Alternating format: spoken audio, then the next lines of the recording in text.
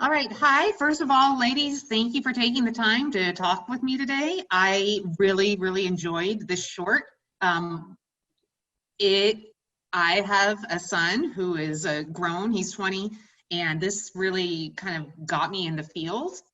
It was very emotional. I hope that's what you were going for, but there were so many things. There was like a Munchausen by proxy thing. There was a Gypsy Rose Lee thing. Like, I really loved it. I watched it, I'm not joking, probably 5 or 6 times just to get the clues that were very subtly and well placed prior to figuring out what actually happened at the end. And, I don't want to have any spoilers, but I have to say that I would love to see this as a feature film. I want to find out what happens after that last moment. Do you guys have any thoughts on that? We'll let Lydia take this one. First of all, thank you. That's like the most flattering thing we can hear as filmmakers. But we'll let Lydia take this one. Yeah, I mean, we actually, so that was a question I was asked when it was first released. Do you see this as a feature? And in some ways, I mean, yeah, I'd love to expand the world, and I'd love to see maybe the previous actions that brought them to the point that they're in. But I also love the fact that it's just so contained and just a snapshot of their life. So it kind of works well on its own as a short anyway. So I'm not sure really what I would do with a larger version of that story, because it's so contained and so condensed. But yeah, I'd kind of like to see how they got to the point where they are. That would be something that would be worth exploring in a feature, I think. No, absolutely. And I love the graphic that Miranda has on her screen, the highlighted wheelchair. That reminds me of the 1980s horror film, The Changeling, where, a wheelchair was so prominent and so spooky. And, there was, what was the inspiration behind this? I mean, I could see a lot of different maybe influences. There was a little bit of Shawshank, a lot of things in there, but I just love contained stories, and I love the mother-son relationship. Coming from Ireland, obviously we have such a unique mother-son dynamic going on. And we have the Irish mammy. So for me, growing up in Ireland, you kind of have this dynamic that I wanted to explore, but in this really specific environment. And with these specific series of events. But also, again, growing up in the 80s, the influence of the Cold War, and just the whole idea of living in a bunker. Everybody seems to be talking about living in bunkers all the time. How do you survive an apocalypse? How do you survive, and how do you thrive afterwards? And, it's that idea of being trapped in this really, really small space. Which is strangely relevant now with COVID. Yeah. I mean, we're not quite there, but there is a parallel, about the fear of the outside world and what it might, hold in store for us, et cetera. Yeah, absolutely. So it kind of has become relevant again. Yeah.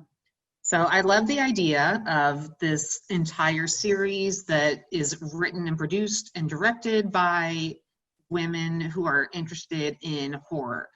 I have to ask, have you guys always been interested in the genre? What is it about horror that draws you to it? And also, it's very conducive to shorts, which I love. I think horror shorts are probably the best out there. And yours was very good. So I'm just curious as to your influences and, like I said, how you were interested in and maybe came into this Etheria season 2. All right, I'll start with that one. I'm a huge horror nerd. I'm a genre girl through and through. I grew up watching horror movies. I was in a horror club when I was in school, actually. We actually had one. And I just love imagination. And I love that we can talk about big, important themes and ideas and relationships, while having a good time doing it.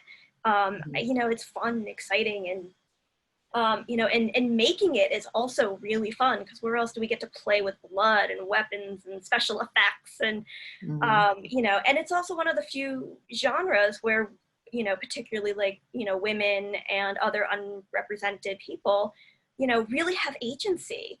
It's one of the first genres, and when you go all the way back through film history, And I won't get into the whole thing of all of that I normally will talk about, but you know, it's one of the places where like women have really just kind of dominated the spaces. It's, you know, being a woman in the world at any time period can be a horrifying experience, and it's been such a great way for us to express those feelings and emotions. And like I said, well, having a good time doing it. So, and you know, in Etheria, I've been a fan since the first year they did the festival. And so when we got around to, you know, making the short, like immediately I was like, Etheria is like our number one choice. We want to be part of it. You know, I've discovered personally so much talent through there, other, you know, writers and directors and collaborators and people within the community. And they're so supportive of everything that, you know, we've done with this film, we've done, you know, individually with our other projects. And, you know, we're so happy and privileged to be part of the community. I don't know if anyone else wants to speak on. Yeah, sure, I can jump in on that. I come from sort of a story background, like overall. So, you know, I love all stories, all genres. I'm a little bit more thriller than horror in terms of my specific passions, but I think one of the great things about the horror genre, and we're seeing it so much today with films like Get Out and The Invitation, is just the whole idea of horror as metaphor and horror as exploring some of these deeper ideas about society and social constructs and conflicts, you know, through that lens of, you know, as Sandy was saying, just entertainment, through this lens that isn't necessarily trying to preach or, you know, necessarily trying to, you know, shove an idea down your throat in any capacity, but really is genuinely entertaining, but also has a message. And I think, you know, Zone 2 is not necessarily a message film, although there are certainly ideas that you can take out of it, but there's a lot of metaphor going on, and there's a lot of, you know, analogies to, as Lydia was saying, you know, the Cold War, to today, COVID, to sort of social ideas that are kind of bigger than the scope of the film. And that's one of the things that I really love about the horror genre.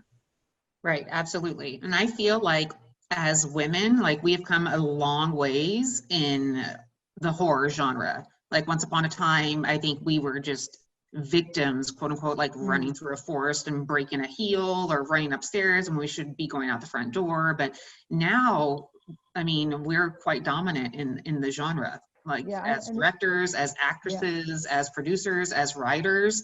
You know, it's more 50-50 now. I'm a huge horror nerd, like Sandra said, and once upon a time, I did not have a lot of female friends who would agree with me. And now I love the fact that women are right in there with the horror genre on all aspects. I mean, also, I think as well, there's a huge subversion of the normal, usual tropes with women. I mean, for me, women in horror are the most innovative and interesting filmmakers, because, I mean, if you look at, for example, The Invitation, I remember watching that and being blown away by the fact that the male lead was being gaslit everywhere he turned. And I watched it going, oh my God, this is actually, I didn't even know it was possible to see something like that on screen. So for me, it's all about the subversion of what we normally see. And then and also relationships, the horror of of relationships that women can have sometimes, and to explore that too. So for me, that's very specific to the work that I do. It's exploring the relationships between people and how there's horror within that. So for me, women are the most exciting, bringing the most fresh and innovative ideas to the genre right now. Yeah, I agree. I mean, mother, daughter, sister, you know, relationships, victim, you know, because traditionally women have been victimized in horror films. And it's nice to now have, like you said, intelligent women starring in horror films and also producing and directing them. So I love that. So do you guys, I know that being artists right now in the time of COVID, do you have anything in the works going on? Like, how are you guys dealing with this pandemic as artists? Yeah, it's a challenge. I have a feature horror in development at the moment.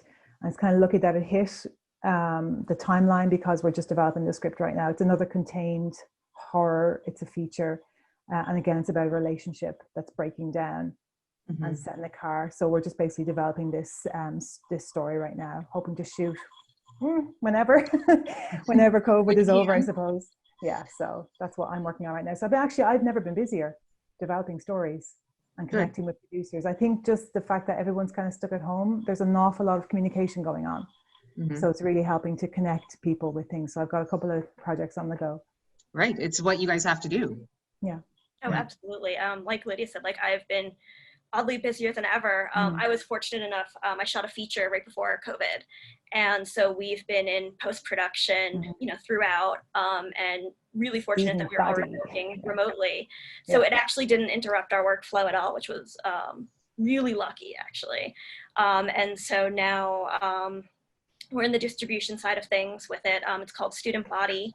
It stars Christian Camargo, Montse Hernandez, Cheyenne Haynes, Anthony Kivon, Harley Quinn Smith, and Austin Zazier, which, you've seen in a ton of TV and other, films. And heavy development on another one called Charcuterie, which is another horror film. It's clearly my genre. And we're in heavy development for that one right now. And we'll be ready to announce some exciting stuff with that one soon. Well, good. And another one called Killdeer. That's one we've had in development for a while. Also, more of a thriller space that Miranda and I had developed with another wonderful writer and another female director.